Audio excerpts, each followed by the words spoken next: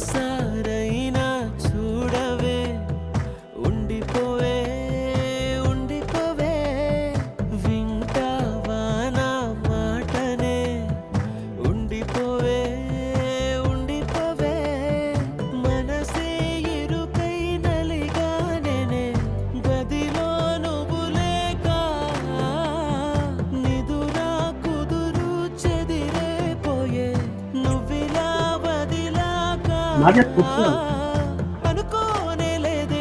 అమ్మ బాగలేదని ఇంటికి పోదాం వచ్చేప్పుడు రాను నన్ను గొడవ పెట్టుకున్నాం కదా రాను వచ్చిన ఎట్లుంటామో ఏమో అమ్మలతోటి అనుకుంటున్నాను. బాగానే ఉన్నాను.